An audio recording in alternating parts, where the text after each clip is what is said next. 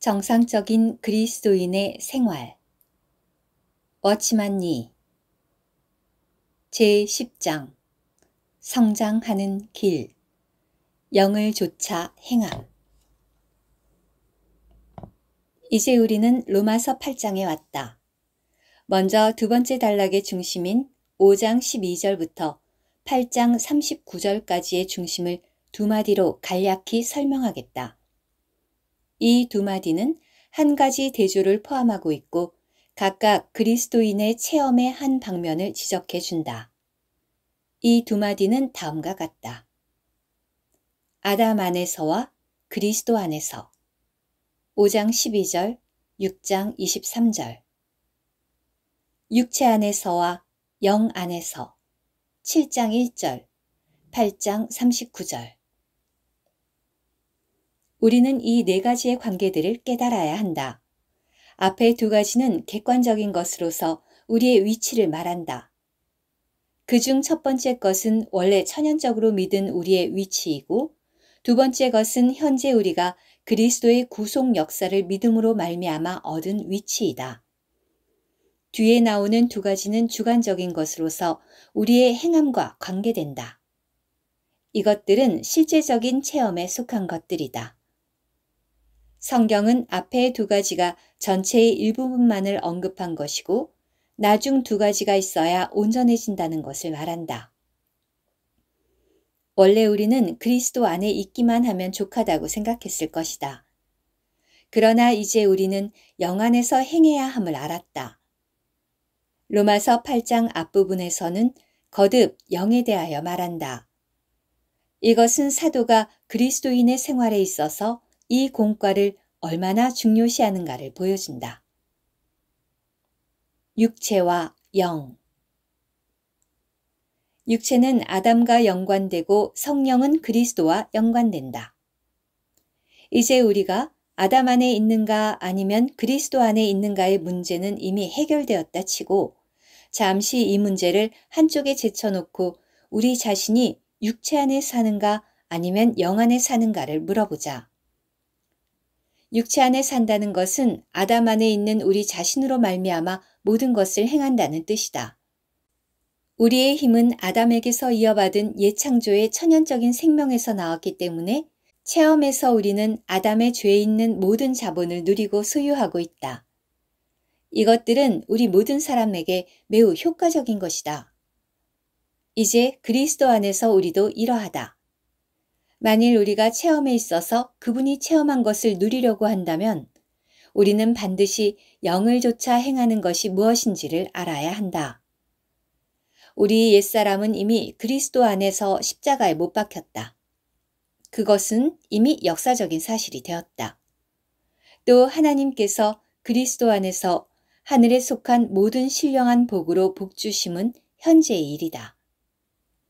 그러나 만일 우리가 영 안에 살지 않는다면 우리 생활은 그리스도 안에 있는 사실과 완전히 상반될 것이다. 이는 우리가 그분 안에 있다는 이 사실이 우리 몸에서 표현되지 않았기 때문이다. 우리가 그리스도 안에 있다는 것을 깨달을 수 있지만 또한 우리의 낡은 성질이 여전히 나타나는 사실에 직면할 것이다.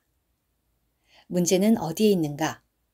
문제는 우리가 객관적으로 그 진리를 붙잡았을 뿐 객관적인 진리를 주관적인 진리로 화하지 않았기 때문이다. 우리가 영 안에 살 때에만 객관적인 진리가 주관적인 체험으로 화한다. 내가 그리스도 안에 있을 뿐 아니라 그리스도도 내 안에 계신다. 사람의 몸이 물속에서는 생활하거나 일할 수 없고 공기 중에서만 살 수 있는 것처럼 영적인 면에서도 그리스도는 육체 안에 거하지 않으시고 영 안에서 그분 자신을 나타내신다.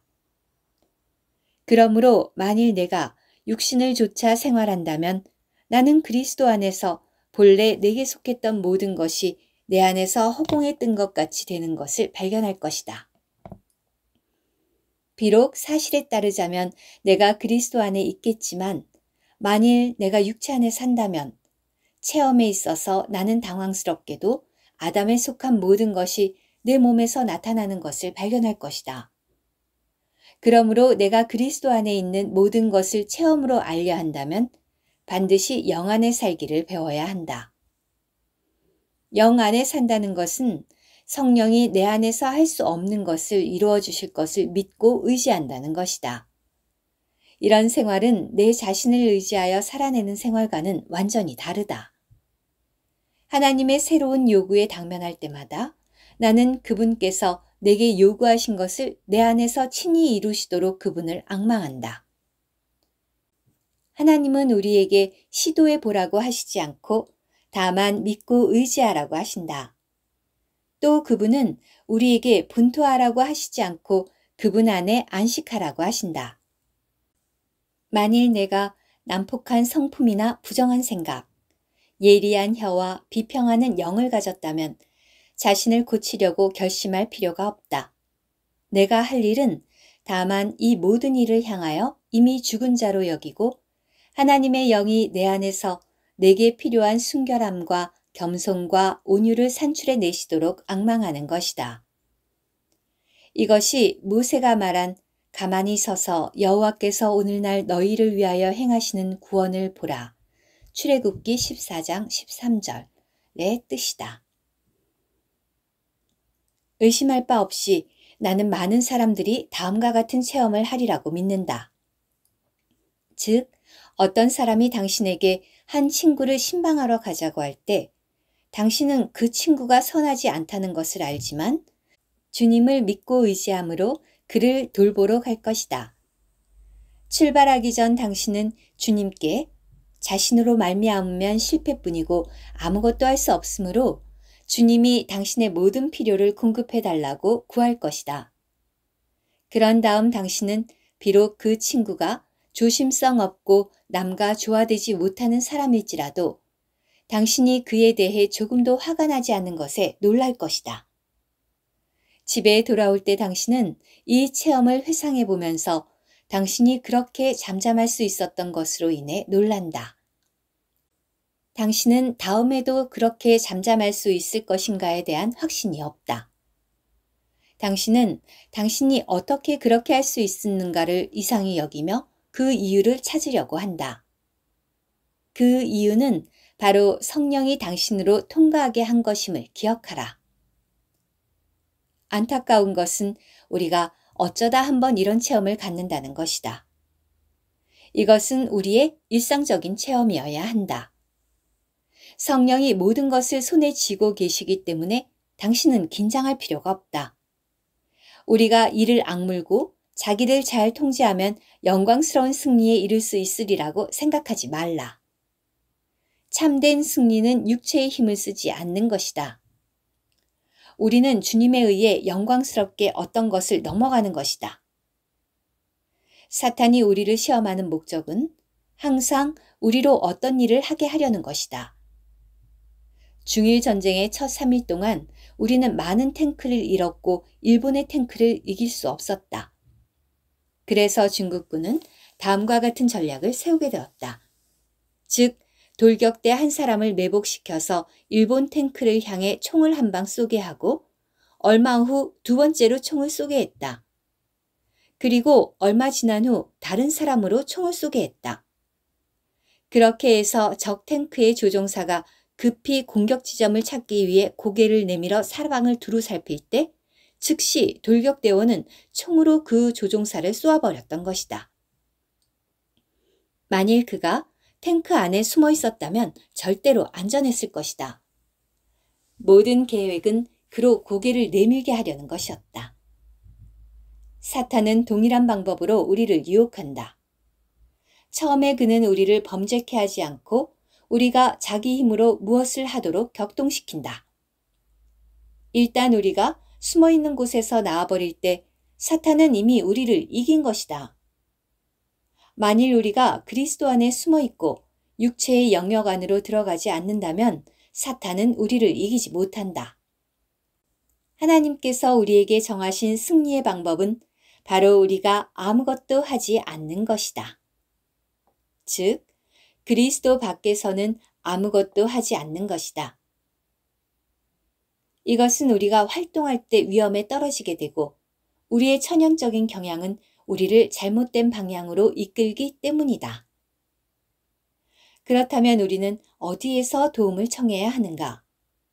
갈라디아서 5장 17절을 읽어보자. 육체의 소욕은 성령을 거스르고 성령의 소욕은 육체를 거스리나니. 바꾸어 말해서 육체는 우리를 거스리는 것이 아니라 성령을 거스린다.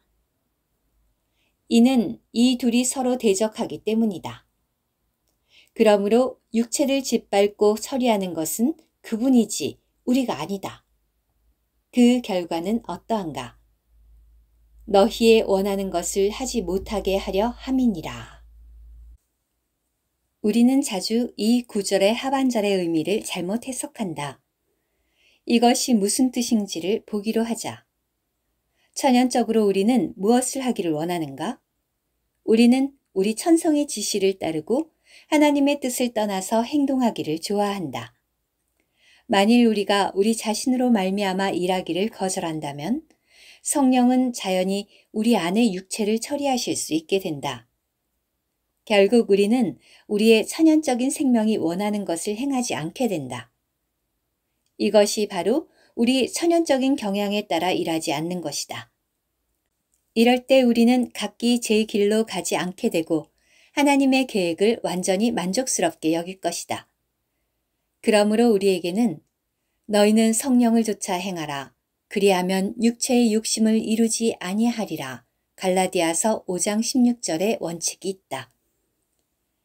만일 우리가 영 안에서 살며 부활하신 그리스도를 믿고 의지하여 행한다면 우리는 한편에 서서 능히 성령으로 매일 우리의 육체를 이기시게 할 수 있다. 성령은 이 일을 책임지도록 이미 우리에게 보내주셨다. 우리의 승리는 그리스도 안에 숨고 오로지 성령만을 의지하여 그분의 새 갈망을 따라 우리 육체의 정욕을 이기는 데 달려있다.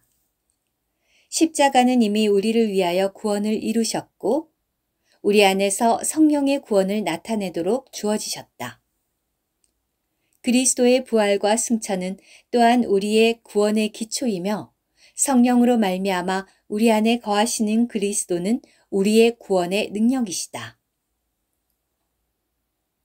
우리의 생명이신 그리스도. 우리 주 예수 그리스도로 말미암아 하나님께 감사하리로다. 바울의 이 부르짖음은 참으로 갈라디아서 2장 20절에서 그가 말한 것과 똑같다. 거기서 바울은 이제는 내가 산 것이 아니요 오직 내 안에 그리스도께서 사신 것이라고 말했다. 이것이 우리가 연구한 문제의 해답이다. 우리는 로마서 7장에 나라는 단어가 매우 현저히 나타났고 또 이 나는 결국 답답한 부르짖음, 곧 오호라 나는 곤고한 사람이로다 로 끝난다는 것을 안다. 그 뒤에 우리는 그의 해방받은 환호의 외침을 들을 수 있다. 주 예수 하나님께 감사하리로다. 매우 분명한 것은 바울이 우리가 사는 생명이 그리스도의 생명임을 발견했다는 것이다. 우리는 그리스도인의 생명을 개선된 생명이라고 생각할 것이다. 그러나 사실은 그렇지 않다. 하나님은 우리에게 대체하는 생명을 주신다. 하나님은 본래 우리가 가지고 있는 생명을 다른 생명, 곧 그리스도로 대체하신다. 이제는 내가 산 것이 아니요 오직 내 안에 그리스도께서 사신 것이라. 이 생명은 우리 스스로 만들어낼 필요가 없다. 이것은 그리스도의 생명이 우리 안에 재생산되는 것이다. 이 점에 있어서 재생산이 거듭남 이상이라는 것을 믿는 그리스도인은 많지 않다. 거듭남은 우리가 새로 출생할 때 성령께서 그리스도의 생명을 우리 안에 심는 것이다.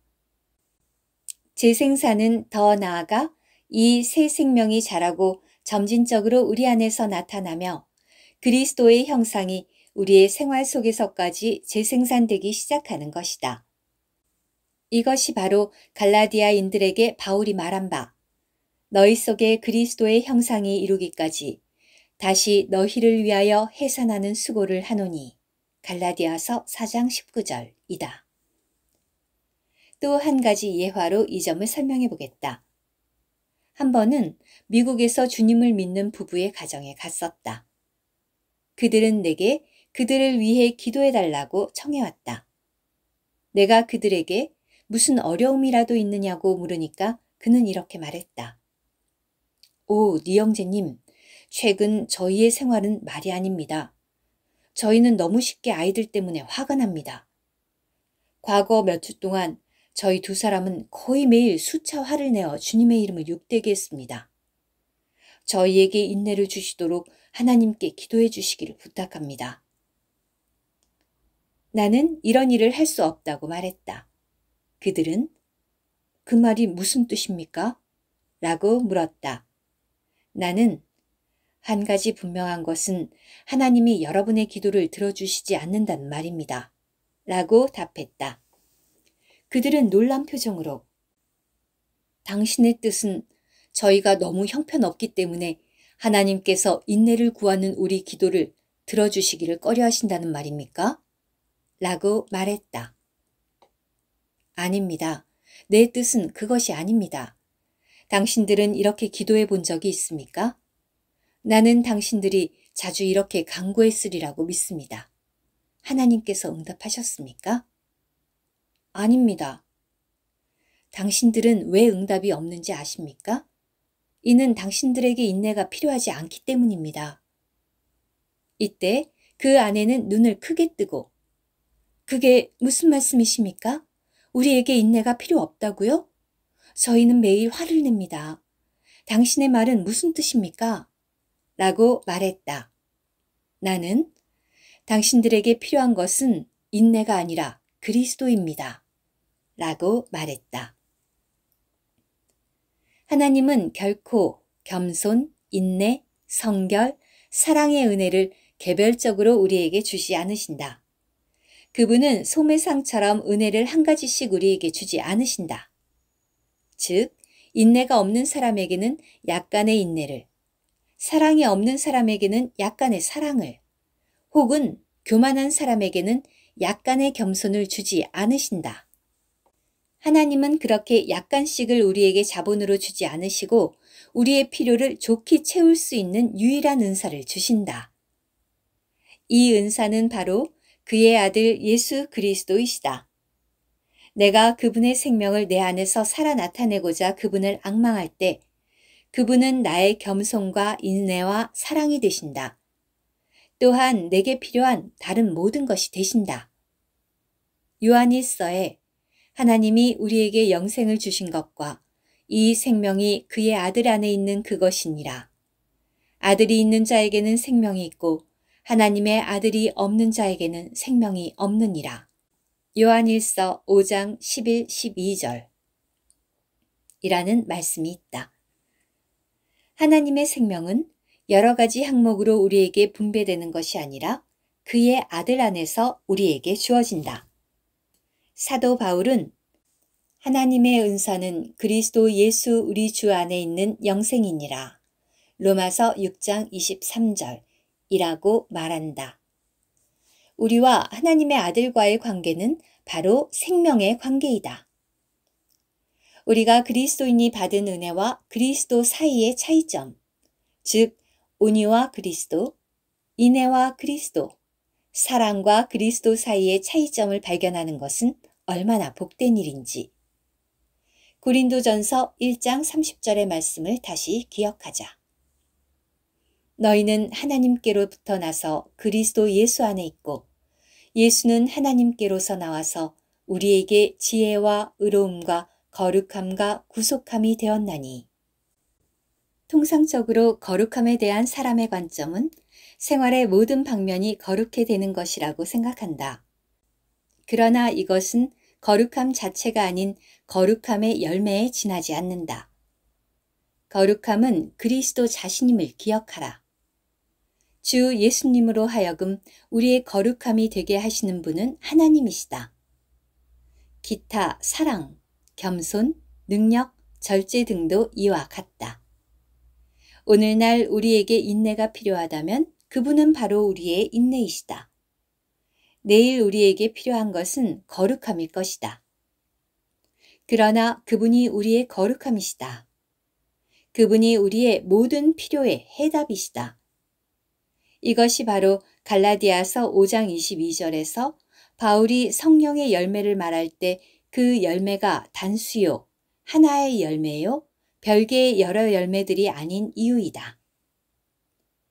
하나님은 이미 그분의 성령을 우리에게 주셨다.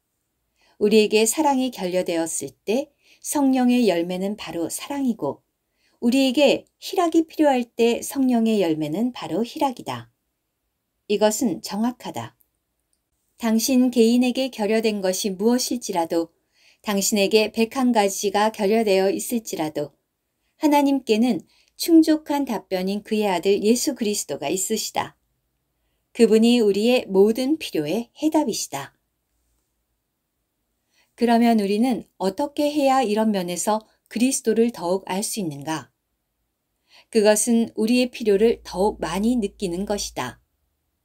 어떤 사람은 그들 안에서 부족한 점이 발견될까봐 두려워하기 때문에 전혀 자라지를 못한다. 오직 은혜 안에서 자랄 때 비로소 성장할 수 있다. 우리는 은혜란 바로 하나님께서 우리를 대신하시는 것임을 말한 바 있다. 비록 우리 안에 동일하게 거하시는 그리스도가 계시지만 오직 새로운 필요에 대한 계시가 있어야만이 우리를 이끌어 그분을 믿고 의지하게 하며 이 점에서 우리 안으로부터 살아 나타나시게 할 수 있다. 분량이 클수록 하나님의 은혜를 더 크게 누릴 수 있다. 우리가 계속 자신을 부인하고 그리스도를 믿고 의지할 때 비로소 땅을 기업으로 얻게 된다. 성장의 비결은 우리 생명이신 그리스도이시다.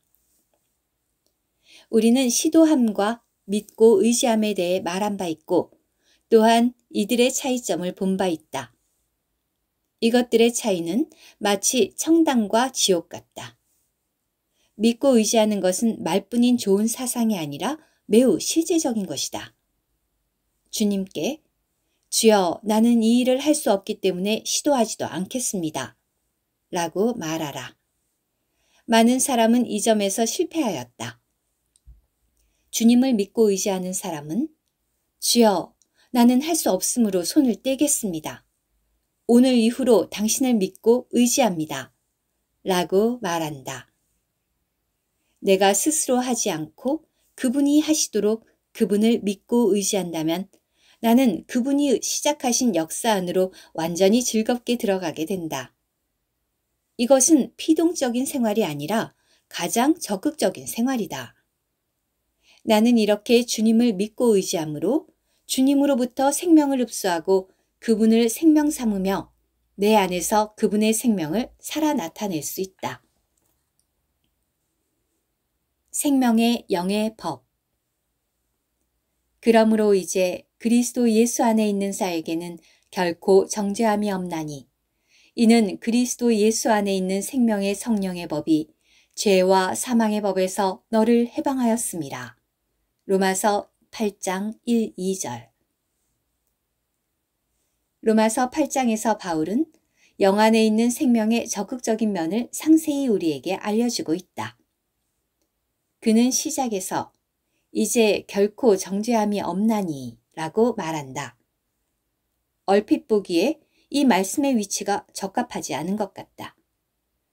왜냐하면 정죄함은 확실히 피에 의해 해결되었고 주님의 피가 우리를 하나님과 화목케 하고 하나님의 진노를 제하였기 때문이다.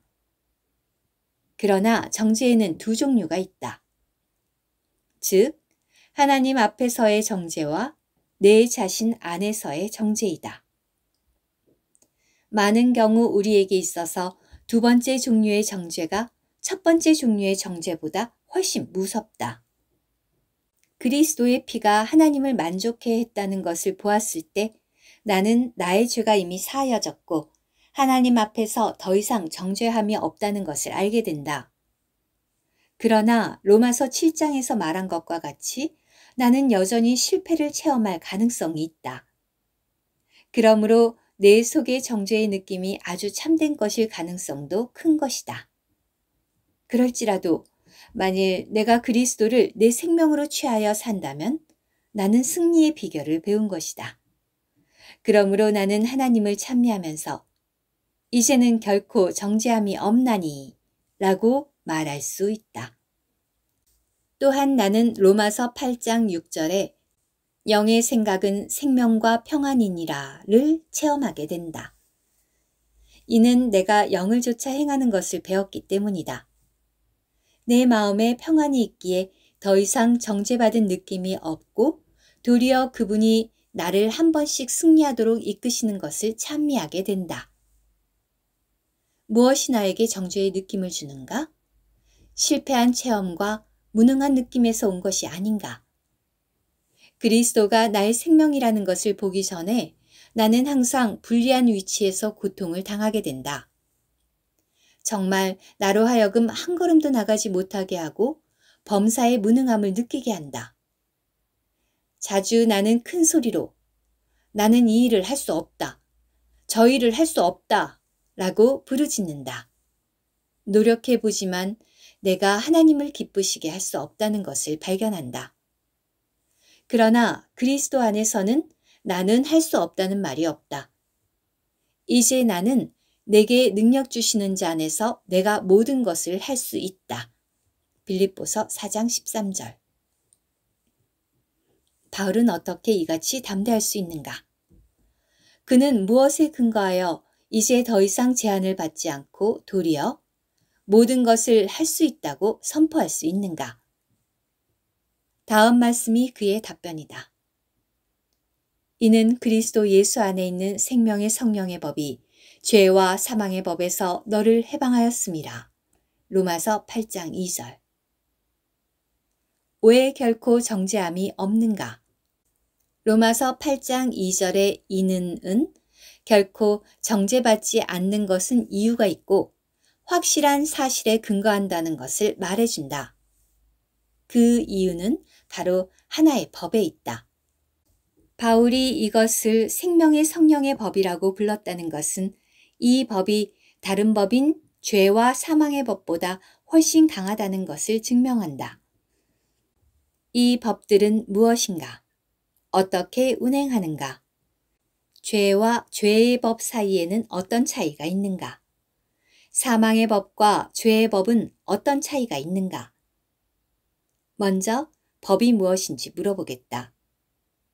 엄격히 말해서 법은 검증을 거친 법칙으로서 어떤 예외도 없다는 것이 입증된 것이다. 간단한 말로 표현하자면 법이란 어떤 일이 거듭 발생할 때마다 변함없이 동일한 그것이다. 어떤 법칙을 제정하는 것과 자연 법칙으로 이 점을 설명할 수 있다. 가령 이 지방에서 우측 통행으로 운전을 한다면 교통순경이 나를 제재할 것이다. 왜 그런가? 이는 내가 이곳의 법을 어겼기 때문이다.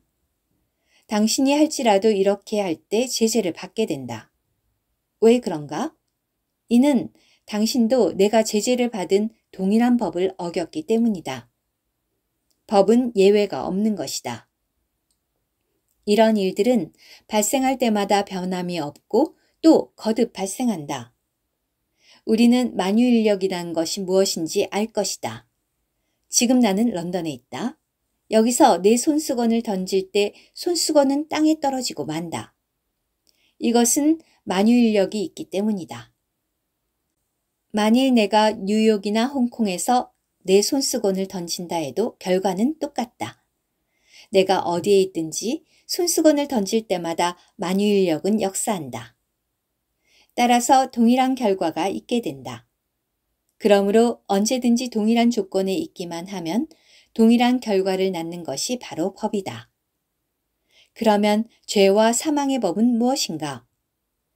가령 누가 내게 대하여 좋지 않은 비평을 할 때 내 속에서는 즉시 뭔가 불쾌한 생각이 일어날 것이다.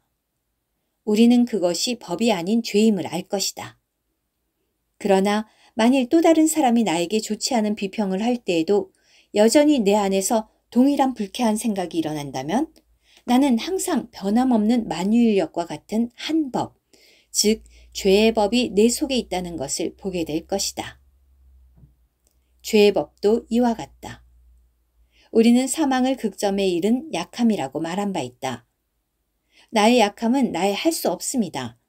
내가 어떤 일에서 하나님을 기쁘시게 하려다 보니 또 나의 할 수 없음을 보게 된다.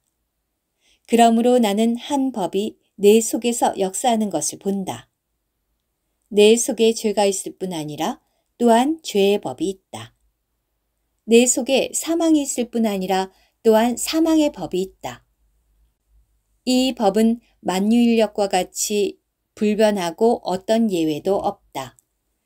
이것은 토론을 거쳐 제정한 법칙인 교통법규와 달리 사람은 제정할 수 없는 자연의 법칙이다. 만유인력의 법칙이 존재하기 때문에 손수건은 내 도움 없이도 자연히 땅에 떨어질 수 있다. 로마서 7장 23절에서 바울이 발견한 법도 이와 같다. 죄의 법과 사망의 법은 선함에 반대되고 선을 행하고자 하는 사람의 의지를 좌절시킨다. 사람은 지체 안에 있는 죄의 법에 따라 자연히 죄를 범한다. 그가 다른 소망을 가지고 있다 하더라도 그의 안에 있는 법은 잔인하며 사람의 의지는 결코 이 법에 대항할 수 없다.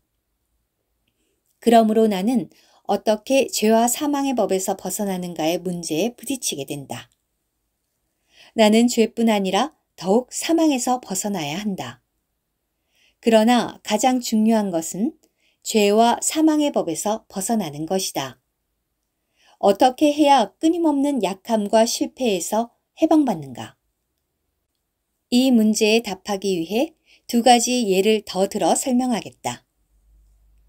과거 중국인들 가운데 가장 무거운 부담이 되던 이금세는 어느 누구도 피할 수 없었다. 이 법은 청나라 때 제정되어 중화민국 때까지 계속되었다. 이것은 국내의 화물 통관세로서 전국에 많은 세관이 세워졌다. 세금을 징수하는 관원의 권한은 매우 컸다. 한 가지 화물을 여러 도를 거쳐서 운송해야 한다면 내야 할 세금은 매우 막중하다. 그러나 수년 전 다른 법이 이금법을 대체하였다. 한번 상상해 보라. 옛날 법 밑에서 심한 고통을 받았던 사람들은 어떠한 기쁨과 위로를 느꼈겠는가? 이제 그들은 더 이상 다른 것을 바라볼 필요가 없고 간구할 필요조차도 없다. 이는 새 법이 제정되어 옛 법에서 우리를 해방하였기 때문이다. 만일 내일 이금징수원을 만난다면 당신은 더 이상 그에게 어떻게 말할 것인가를 미리 염려할 필요가 없다. 지방법이 이렇고 자연의 법도 이런 것이다. 우리는 어떻게 해야 만유인력의 법을 무효화시킬 수 있는가? 또다시 내 손수건을 예로 든다면 만유인력의 법은 손수건에 역사하여 그것을 아래로 끌어내릴 것이다.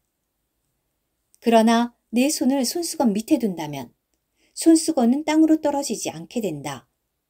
왜 그런가? 법은 여전히 거기에 있다. 나는 만유인력의 법을 제거하지 않았다. 사실 나는 그 법을 제할 수 없다. 그러면 왜 손수건은 땅에 떨어지지 않는가?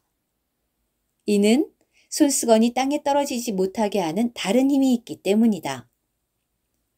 법이 여전히 거기 있지만 그 법을 능가하는 생명의 법이라고 하는 다른 법이 운행하여 그 법을 정복한다.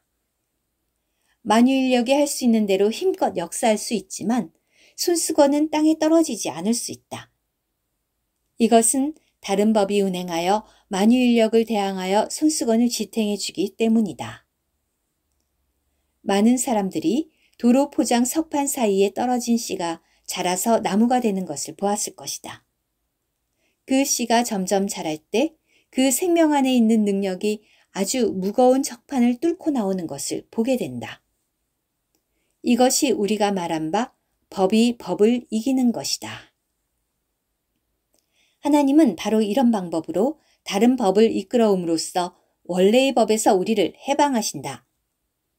죄와 사방의 법이 여전히 존재하지만 하나님은 이미 다른 법으로 역사하게 하신다.